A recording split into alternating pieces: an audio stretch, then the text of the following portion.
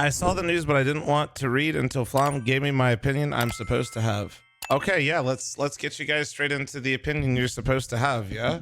Because clearly I am the smartest and have the best okay, now that we're done with just majors to expand to 32 teams from 2025, RMRs removed. A raft of changes is coming to the Counter-Strike majors and their qualifying process.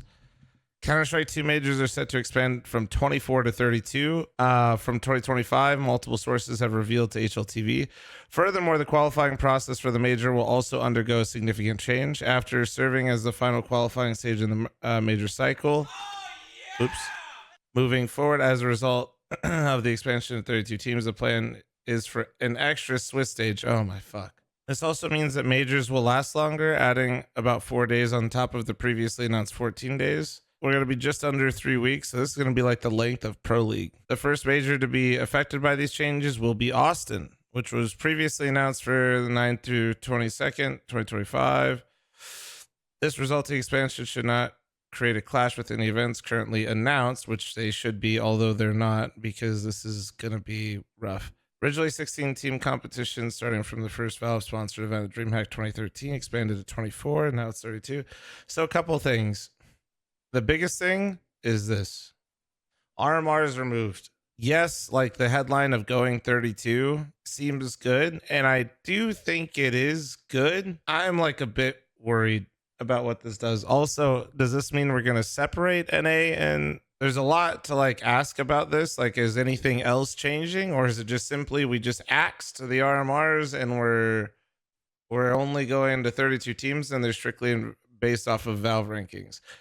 As a North American Counter-Strike fan, what worries me is if we don't split North America and South America, I hate to break it to you guys, unless I start running more events personally, which I mean, I'm always trying to, but it's hard. South America is going to just devour all of the slots because they're going to have way more events with way more prize pool. That's going to basically allow them to accumulate more points, except for the already established North American teams that have some points that can potentially travel to European events to get more points. This could be really bad. Like there's definitely a world where this could, from a North American perspective, which I think a lot of people value here, is this could be absolutely awful if they don't strictly put. So right now, if we go just off of Americas and we're going off the invite list, right? We'll have Liquid, we'll have Cole, but then it's Pain, MIBR, M80's in there. That's good. And then we'll have Imperial. Then we'll have 9Z. Looks like Wildcard might sneak in there, which is nice. Then we have Red Candids. Then we have Legacy. Then there's a bunch of teams that I don't even know which ones are South American, but there's like a bunch. Like I feel like I'm scrolling. There's Bestia. I know Bestia is. Like I know Odic is one. There's a lot of stuff in here. Dude, I forgot TSM had a team. Where like it could be bad. I do think it's good that more teams are going to be involved in the major, because from an overall scene standpoint, that means 32 people that are going to be getting sticker money, which is good, right? It's good for players. It's good for orgs. It's good for the scene because it's more stability to a lot more teams at a time where next year it's going to probably be less stable with everything going on. But from a North American perspective, this could be just downright fucking awful, man. Like there's so many things right now that could just basically... The Louvre agreement and a bunch of other things shot North American Counter-Strike like 50 fucking times like a RoboCop scene, left them on the ground. And with every single, instead of doing anything to pick them up off the ground, everybody's just kind of moving along and just like, all good. We're just, we got our own shit to do here and we're making updates, which is fine. Like none of these are inherently bad. It's just, we basically, you know, slowly, I feel like with each change, it's just getting worse and worse and forgotten about more and more. It's like, fuck, man. There is a lot to be excited about, and from my perspective, from a smaller region, this is terrifying, man. I mean, even for the European guys, you got to realize that like this just shuts out so many teams. I know we removed the open qualifier, and I've gotten off my high horse about Cinderella runs of like the open part of it, and like, but removing the RMR just feels like weird. I like that you had some sort of play into the major. Now it's like you're just in or you're not, and you're left on the outside looking in. I also think this could create more volatile situations. Like if your team isn't in the top 32 to get invited, like there's no right? If you're on the outside looking in, it's like, okay, we can play in through the RMR. We can like, this could be our tournament. This could be like where we get things going. Like this could be our focus. While all these other teams are doing a bunch of other things, we can lock in here. And this is where we can carve out like our way, right? Bad News Eagles would be a huge example of this. Now they're just like, actually, if you're just not in the top teams, you're just not invited. That's just tough, man. That's just tough. You're just, I'm not expecting teams necessarily to make the full run from the open qualifier and stuff, but like we're just actually removing a tournament to play into the major. And it kind of just makes it a bit lackluster. Like on paper, rewarding teams that are just like the best in the world to get immediately invited is not a bad thing.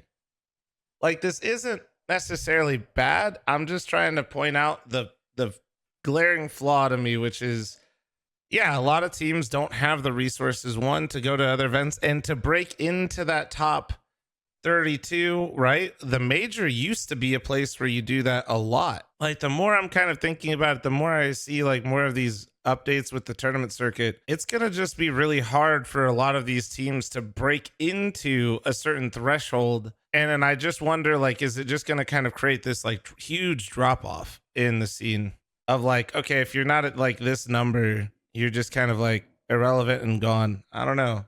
It's going to be interesting. I'm trying to think of how many teams, because we're expanding the major to 32, but if the RMRs are removed, how many teams are you actually removing? Like their potential chance. So it's 16 teams here, and this was, and was there 3 of these or 2 of these? For sure there were 2. For sure there were 2 of these. So this was what, 16? And the, I mean, already in just EU, that was as many teams that were competing for the spot. And then I imagine America's was similar to that, like, and then you have the Asia region as well. I don't remember how. I want to see how many teams were total in the RMRs that basically now have 0 opportunity. 56. So unless I might have missed something, this is just me purely running around. So there are 56 teams involved that played in the RMRs.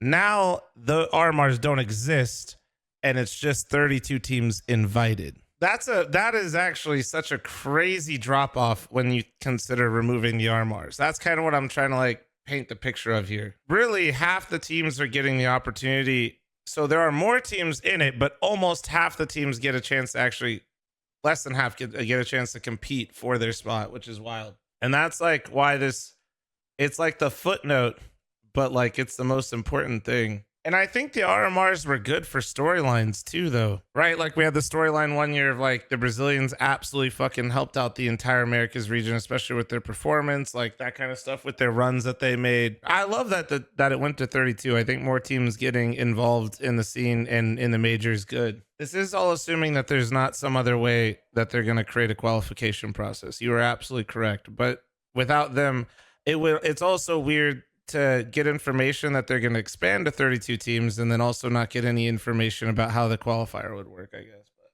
well, the shakeup to the scene doesn't seem like an improvement, because when you go through massive change like we're about to in the Counter-Strike scene, it's going to be bad. I'm going to use an analogy that you're all going to hate. It's almost like when you have a really good game that's like worked one way for 10 years and it took like 6 years to get to where it was, but then once you kind of got to a certain point, it felt good. Once you like do a major shakeup, and then that first year or so is going to be painful. And honestly, even after the first year, it's going to be painful. When you have something a certain way that people have become accustomed to, you're absolutely right. Like it's hard to switch, but it is also, I think overall in the long term, I think it'll be beneficial. But yeah, it's good to talk about this stuff, read it, give opinions on it, because the faster we kind of go through the rounds and poke all the holes and all the flaws in the system, the faster they can be adjusted and at least hopefully made better, right?